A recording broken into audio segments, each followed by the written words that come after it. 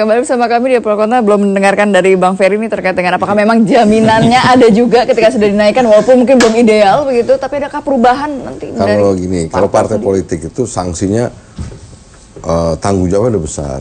Mulai dari sanksi politik, sanksi sosial, sanksi administrasi, bahkan mungkin sanksi pidana juga nanti sampai semua. Kalau Kan kalau misalkan ada pelanggaran yang apakah itu partai, ada sanksi-sanksinya. Tadi itu komplit. ICW mungkin malah nggak ada sekomplit itu sanksinya. Institusi sebagai institusi ya. Jadi menurut saya sih harusnya memang kita udah harus menyadari juga posisi partai politik bahwa dengan pertanggungjawaban yang sedemikian besar itu tentu kita pasti akan melakukan yang sebenar-benarnya. Berkaitan dengan misalkan soal bantuan dari pemerintah yang dilakukan di daerah-daerah, di pengurus-pengurus wilayah kita, itu juga sampai dengan di pusat dicatat, dilaporkan, karena petunjuk pengisian, pencatatan, pelaporannya itu juga sudah dibuat oleh pihak Kementerian Dalam Negeri, dan itu pasti kita akan penuhi keharusan-keharusan yang diwajibkan kepada kita. Nah sekarang menyangkut mengenai bantuan dari pihak donatur, besarannya kan sudah dibatasi, tapi kemudian penyebutan nama orang yang menyumbang itu menurut saya dimanapun itu ya harus dirahasiakan juga. Karena apa? Karena misalkan ada nyumbang kepada partai oposisi, Gerindra sekarang, tiba-tiba Pak Jokowi atau yang berkuasa nggak seneng, kan juga punya implikasi yang secara politik kurang menguntungkan buat yang memberi penyumbang dana itu, menjadi donasi tersebut. Oleh karena itu memang di bank pun juga atas dasar prudensial, kehati-hatian, nama orang yang kemudian bisa dirahasiakan. Jadi sebenarnya tuntutan untuk kemudian terlalu terbuka, dianggap bahwa kalau nyebut jumlah dan orang itu top gitu, itu juga agak terlalu berlebihan. Tetap mungkin ada kode etik seperti itu. Iya dong,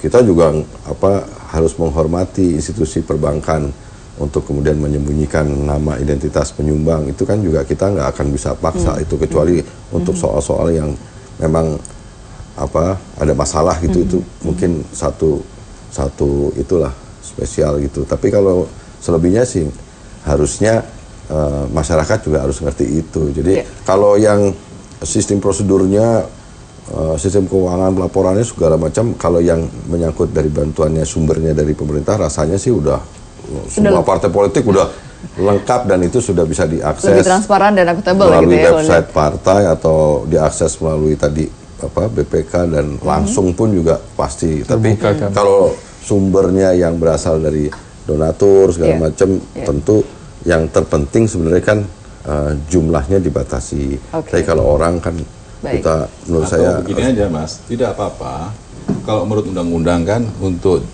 donatur sumbangannya kan dibatasi maksimalnya berapa. Iya betul. Ditawarkan aja tidak apa-apa nyebut nama, tetapi bukan hanya berlaku pada partai politik, tetapi juga berlaku pada lembaga-lembaga sosial kemasyarakatan yang lain atau LSM misalnya, misalnya ICW.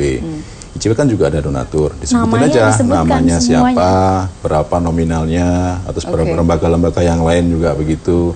Jadi memang ini dilematis dalam proses politik dalam kehidupan berdemokrasi. Jadi dapat dipahami kenapa secara politik itu terkadang berbeda dengan cara administrasi birokrasi negara.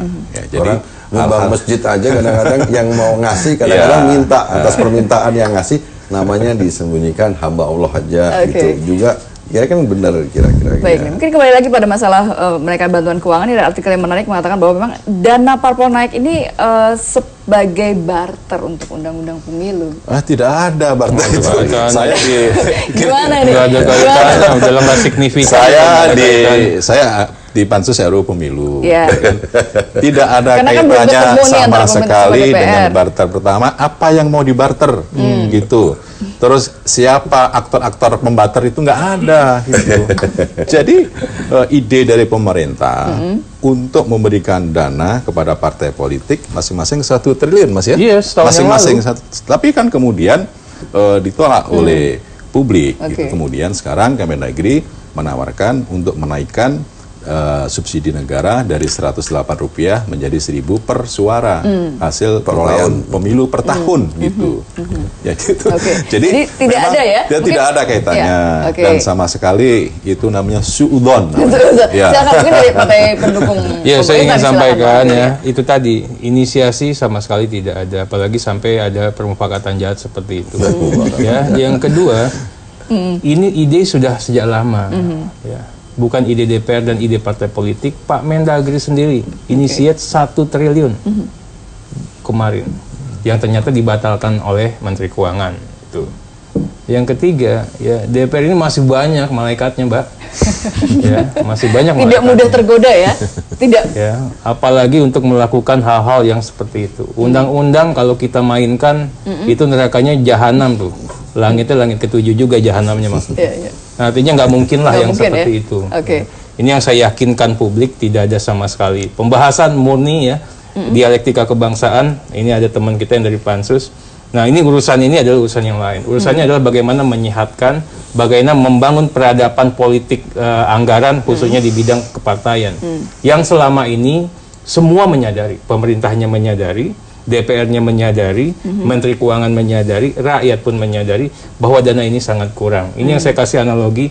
Bayangkan subsidi atau bahasa hukumnya bantuan keuangan ini hanya kurang dari 1% daripada kebutuhan real partai politik. Selama ini kami mencari dengan cara gotong royong. Setiap orang nyumbang, ini kader, Pak. Ya, jadi clear yang seperti itu tidak ada. Tapi padahal ada pernyataan loh dari pimpinan DPR yang menganggap hal ini mungkin memang bisa memuluskan pembahasan RUU Pemilu di DPR. Enggak dong, gini logikanya. Kalau uang bantuan subsidi ini diberikan hanya kepada partai-partai yang mendukung, misalkan presidensial thresholdnya 0%, itu kita boleh curiga. Tapi ini bantuannya juga kepada partai-partai yang juga minta presidensial thresholdnya 20%. Jadi itu logikanya jauh lah itu. Jauh ya, berbeda ya. Silakan, mungkin mau ada tanggapan juga? Isu wacana untuk menaikkan keuangan untuk partai dari negara ini kan muncul tenggelam dari beberapa tahun ke belakang ini ya.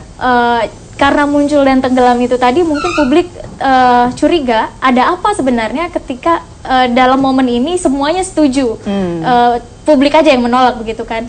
Kalau dulu Kementerian Dalam Negeri beberapa kali melempar wacana 1 triliun, kemudian Rp5.000, kemudian Rp1.000 dan sebagainya.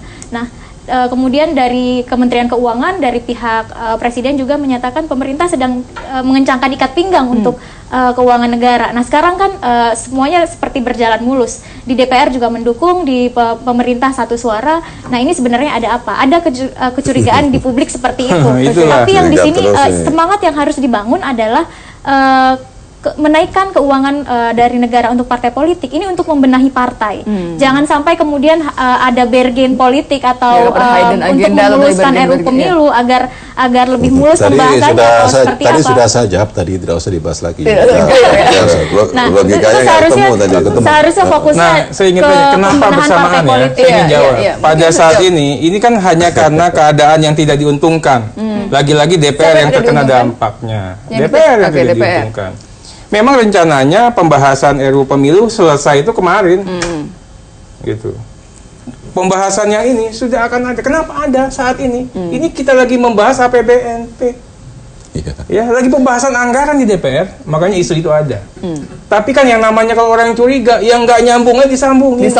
Ya, ini yang saya katakan nggak masuk akal sehat, tapi dipaksa publik untuk percaya. Nah, tugas kita semua ini untuk memberikan pencerahan lah, ya, memberikan pencerahan dan kita bangun optimisme. Setiap kebijakan government, kebijakan pemerintah itu pasti bertiket baik.